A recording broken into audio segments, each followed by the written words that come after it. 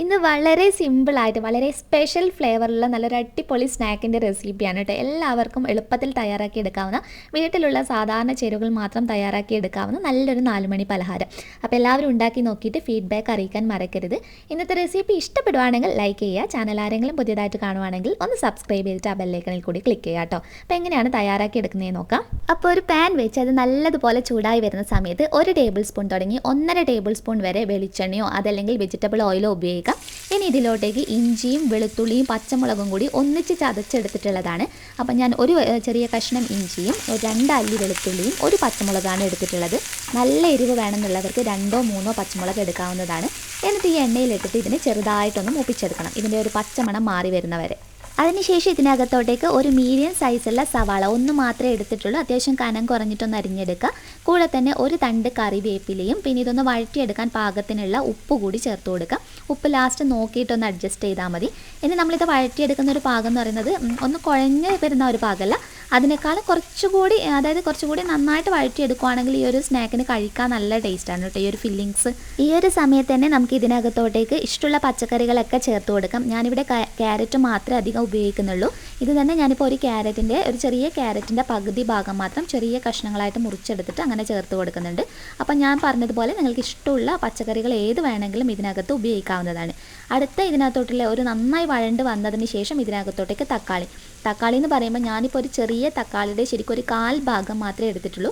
ഒത്തിരി തക്കാളി നമ്മൾ ഒരിക്കലും ഇതിനകത്ത് ഉപയോഗിക്കരുത്, ടേസ്റ്റ് ഉണ്ടാകില്ല.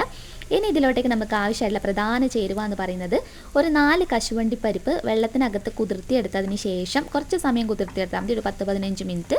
എന്നിട്ട് മിക്സിയിലിട്ട് നല്ലതുപോലെ അരച്ചെടുത്തിട്ടുള്ള പേസ്റ്റാണ് ഞാനിപ്പോൾ ചേർത്ത് കൊടുത്തിട്ടുള്ളത്.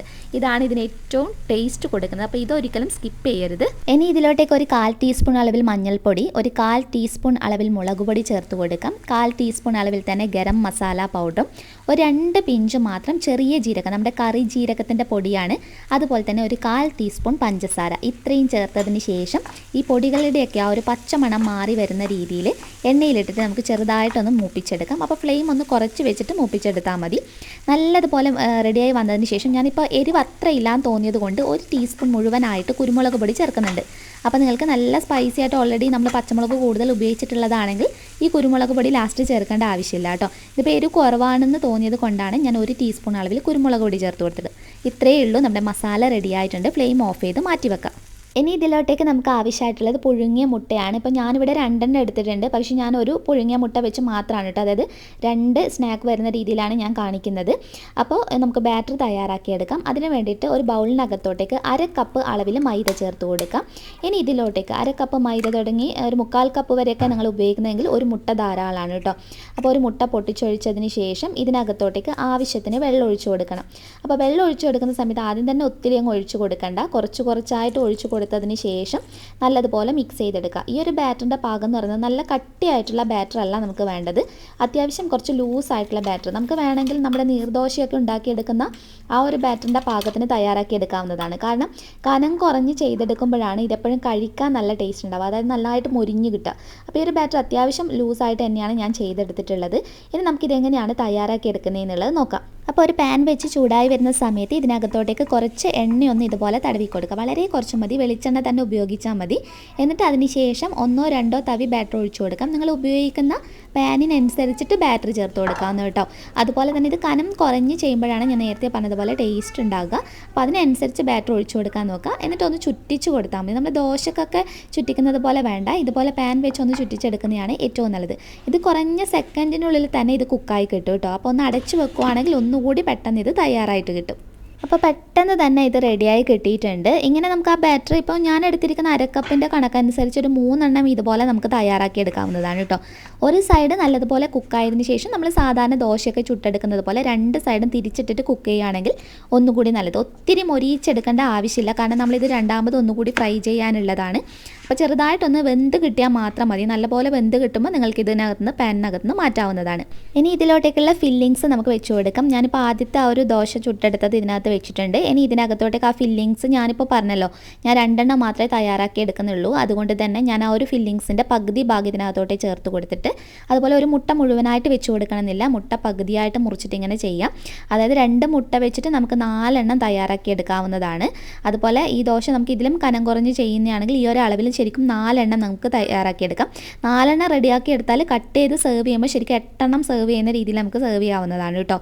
അപ്പോൾ ഞാൻ 2 എണ്ണം ഇതുപോലൊന്ന് ഫോൾഡ് ചെയ്ത് എടുത്തിട്ടുണ്ട്. ഇനി ഇതിങ്ങനെ തന്നെ നിങ്ങൾക്ക് വേണമെങ്കിൽ ചുട്ടെടുക്കാം. പക്ഷേ ഇത് ചിലപ്പോൾ ഇങ്ങനെ നമ്മൾ ഫില്ലിങ്സ് ഒക്കെ വെച്ചതുകൊണ്ട് പതുക്കെ വേണം നമ്മളിങ്ങനെ ഫ്രൈ ചെയ്തെടുക്കാൻ വേണ്ടിയിട്ട്. അതുകൊണ്ട് ഒന്നുകൂടി നല്ലതെന്നാണ് നമ്മളിതൊന്ന് ഒട്ടിച്ച് കൊടുക്കുകയാണെങ്കിൽ ഒന്നുകൂടി നല്ലത്. അപ്പോൾ മൈദയും വെള്ളവും കൂടി നമ്മൾ സാധാരണ മിക്സ് ചെയ്തിട്ട് ബാക്കിയുള്ള സ്നാക്കൊക്കെ ചെയ്യുമ്പോൾ ഇങ്ങനെ മൈദയുടെ ഒക്കെ ചെയ്യുമ്പോൾ നമ്മൾ ഒട്ടിച്ച് കൊടുക്കാറില്ല. അതുപോലെ ഞാൻ കുറച്ച് മൈദയും വെള്ളവും കൂടി ഒന്ന് മിക്സ് ചെയ്തിട്ടുള്ളത് വെച്ചിട്ട് 2 സൈഡും ഒന്ന് ഒട്ടിച്ച് കൊടുക്കുന്നുണ്ട്. ഇത് നിർബന്ധമില്ല കാര്യമല്ല കേട്ടോ. ഇങ്ങനെ ഫോൾഡ് ചെയ്തിട്ട് നിങ്ങൾക്ക് ഡയറക്റ്റ് ഫ്രൈ ചെയ്തെടുക്കാവുന്നതാണ്. അപ്പോൾ ഇനി ഒരു പാൻ വെച്ച് അതൊന്ന് ചൂടായി വരുന്ന സമയത്ത് ഏകദേശം ഒരു 2-2.5 ടേബിൾ സ്പൂണിനടുത്തെങ്കിലും എണ്ണ ഒഴിച്ചു കൊടുക്കണം കേട്ടോ. എണ്ണ കുറഞ്ഞു കഴിഞ്ഞാൽ ഇത് അത്രയും നന്നായിട്ട് അങ്ങ് മൊരിഞ്ഞ് കിട്ടില്ല.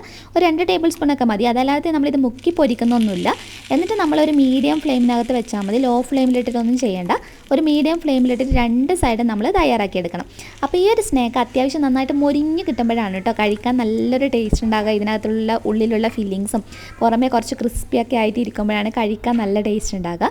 അപ്പോൾ അത്യാവശ്യം കുറച്ച് സമയം എടുത്തിട്ട് മൊരിയിച്ചെടുക്കുന്നതാണ് നല്ലത്. ഇതിൻ്റെ ഒരു കളറൊന്ന് മാറി കണ്ടില്ലേ, കുറച്ചൊന്ന് നമുക്ക് ഇതിൻ്റെ സൈഡ് ഭാഗമൊക്കെ ഇങ്ങനെ ഒരു മൊരിഞ്ഞ് ക്രിസ്പി ആയതുപോലെ ഉണ്ടാകും. അപ്പോൾ ഒരു സൈഡ് നന്നായിട്ട് തയ്യാറാക്കി എടുത്തതിന് ശേഷം മറ്റേ സൈഡ് അതുപോലെ റെഡിയാക്കി എടുക്കുക. അപ്പോൾ ഏകദേശം ഈ ഒരു കളർ ഷെയ്ഡിലാണ് നമുക്ക് തയ്യാറായിട്ട് കിട്ടുക. ഇത് കഴിക്കാൻ നല്ല അടിപൊളി ടേസ്റ്റാണ് കേട്ടോ. പിന്നെ നമ്മൾ സെർവ് ചെയ്യുന്ന സമയത്ത് എപ്പോഴും നല്ല ചൂടോടുകൂടി സെർവ് ചെയ്യുന്നതാണ് ഏറ്റവും നല്ലത്. അപ്പോൾ ഒരു പുഴുങ്ങിയ മുട്ട വെച്ചിട്ട് നമുക്ക് ഇതുപോലെ 2 ബോക്സാണ് തയ്യാറാക്കി എടുക്കാൻ കഴിയുക. ഒന്ന് കഴിക്കുമ്പോൾ ശരിക്കും നല്ല ഹെവിയാണ് കേട്ടോ. അപ്പോൾ നിങ്ങൾ ഇപ്പോൾ 2 എണ്ണമൊക്കെ തയ്യാറാക്കി എടുത്തു കഴിഞ്ഞാൽ അത് മുറിച്ചെടുത്തിട്ട് 4 പീസായിട്ട് വരുന്ന രീതിയിൽ സെർവ് ചെയ്യാവുന്നതാണ്. ഇതിൻ്റെ കൂടെ സോസൊക്കെ വെച്ചിട്ട് സെർവ് ചെയ്യുകയാണെങ്കിൽ ഒന്നുകൂടി അടിപൊളിയാണ് കേട്ടോ. ആ കാഷ്യൂ പേസ്റ്റൊക്കെ ഉള്ളതുകൊണ്ട് വളരെ ഡിഫറെൻറ്റ് ഫ്ലേവറാണ്. അപ്പോൾ എല്ലാവരും തീർച്ചയായിട്ടും ഒന്ന് ട്രൈ ചെയ്ത് നോക്കുക. എന്നിട്ട് നിങ്ങളുടെ ഫീഡ്ബാക്ക് അറിയിക്കാൻ മറക്കരുത്. നെക്സ്റ്റ് വീഡിയോയിൽ ഇനിയും നല്ലൊരു വെറൈറ്റി ഡിഷ് കാണാം. അതുവരെ ടേക്ക് കെയർ. Bye bye.